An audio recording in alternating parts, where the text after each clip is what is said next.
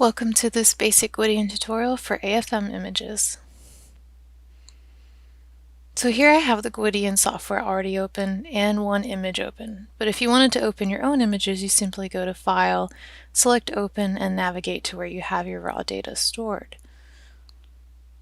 Additionally, if you open an image and you need to open different types of files that come with AFM images, click the Info button and look at the Data browser.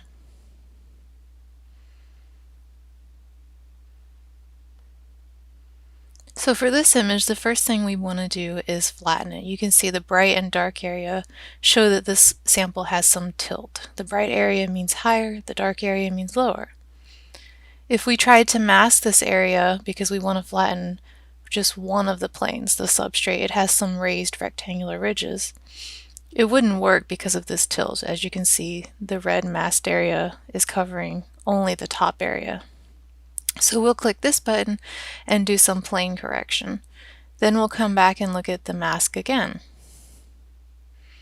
So this time I want to mask just the raised ridges, and it works better once you have a generally flat sample.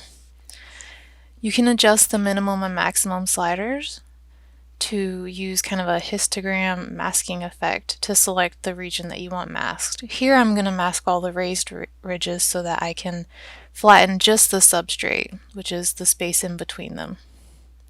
And what I'm doing is I'm dragging the slider because I want to make sure the edges are covered as well. So once I click OK, the mask is applied to my image.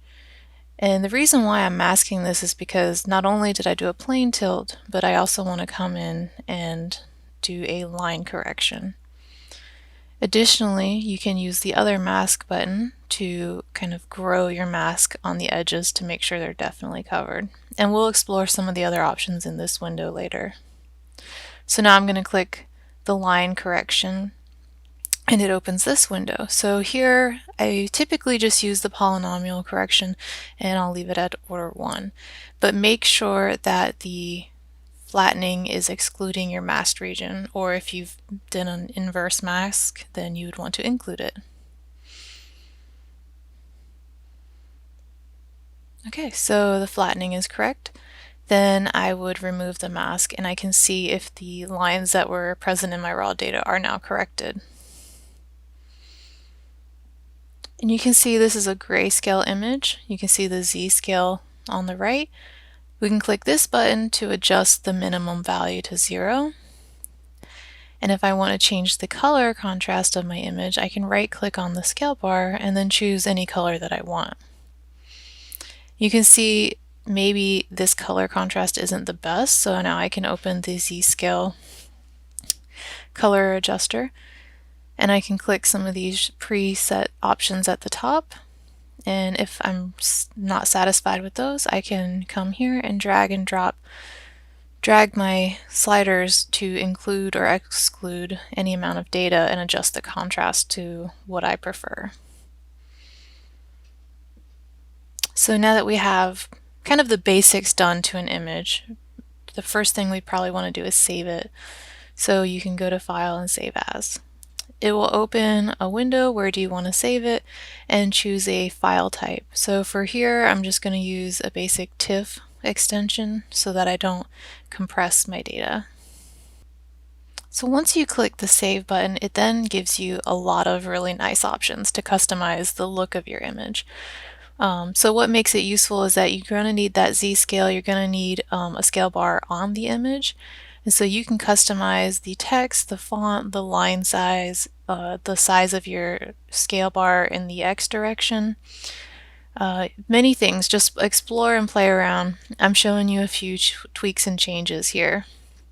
In what I'm changing is in the general sense of maybe I want to publish this image. I definitely want the fonts to be readable. So that's kind of the goal that I would be going towards in changing them here. So here's where you can change your scale.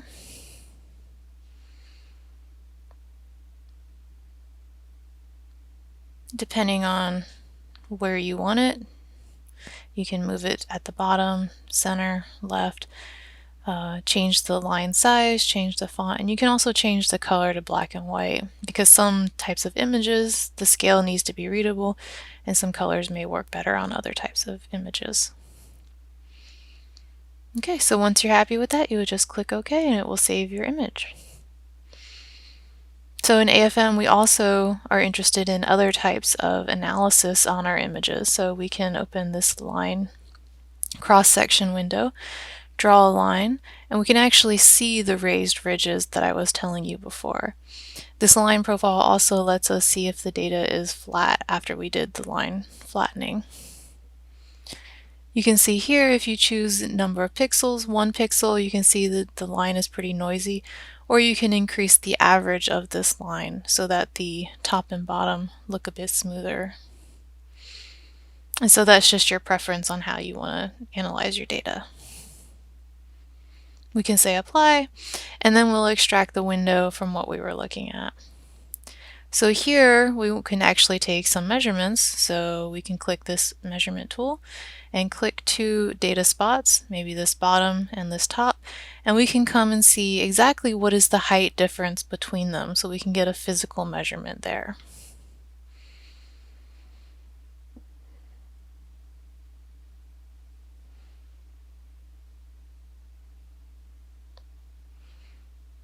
So perhaps we want to save this now. So you can go to Save As, and this time you can see, okay, we don't see the line, so we have to come over to this tab and make sure we have checked the selection. And now the line shows up, and there's some additional options to make sure that it's actually easy to see. So you can choose the color and the width, the opacity. Okay, so we saved it with the line, but what about this image? So we can right click on it, we can export a bitmap, or we can export the text, which would also be useful if you want to replot this in a different program.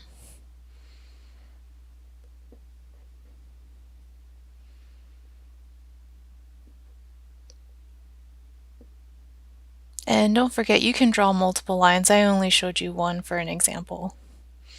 And you can also move that line around anywhere you want.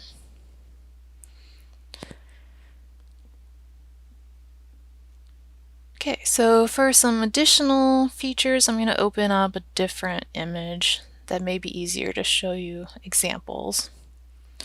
So this is a very structured image that we started with, but what about a real sample that doesn't have nice straight lines? So let's look at this example of a cell on silicon.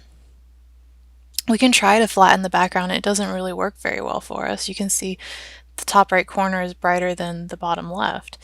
So we definitely need to use that mask. So I open the mask tools, and I can actually draw an individual mask. And I can trace the outline of my cell because I want to flatten just the silicon as my background. So I can trace it. It's nice and quick and easy this way. I really like these tools. So once I've connected it, I can just use this fill tool and then fill in the region that I've asked it to mask. So I can come and open my line correction,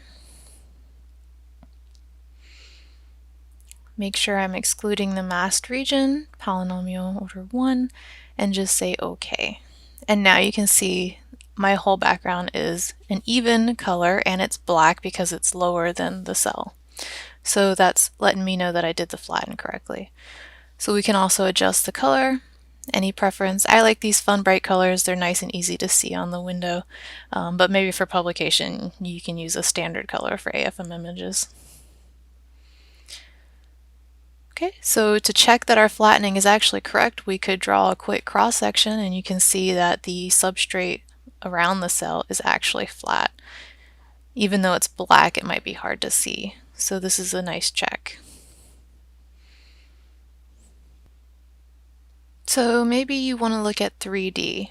So we'll just come back to this image real quick. So you can just click that 3D button that I showed you, use the mouse wheel to zoom in and out. And you can click here to adjust the exaggeration in the Z direction for your 3D scale. You can right click and change the color to anything that you want. You can save the image whenever you're ready, or you can open the settings and play with many customizable options here.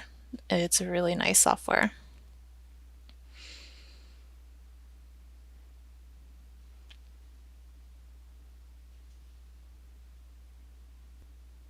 So I want to go over one more type of data. We're going to open up another image that kind of shows some different features. So here I'm going to flatten this image, but you can see that shadowing around that small particle means that I need to mask just that particle because it's a little bit too high from my background to flatten correctly as one full plane. So I can just dab and dot the little spots that need it, then do my flattening. You can see the shadowing is gone, which is an artifact. So the mask worked. I can remove it. So now this is a properly flattened image, but it has small roughness, and we really need to change the contrast to actually accentuate those small features. So this would be a good case where we need to go in and use that Z-scale adjustment to actually see the smaller features. Let me find this window real quick. Okay, so we got it, and you can click on the preset icon and it will accentuate those average features and make them a little bit higher contrast.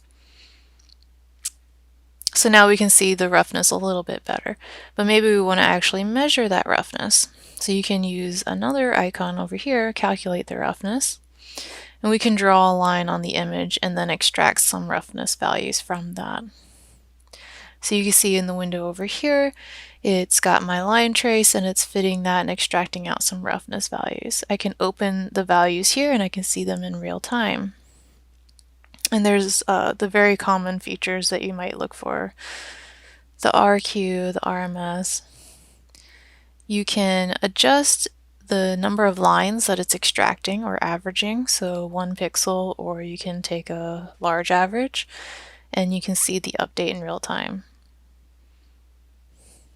You can also take and move that line around anywhere on the image, and you can see the values here.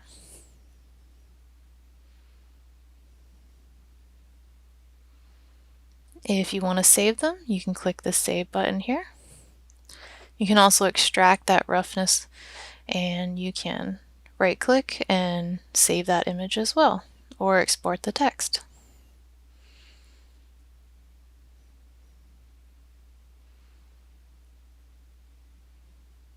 Thank you for watching, and please visit Gwyddion.net for more information.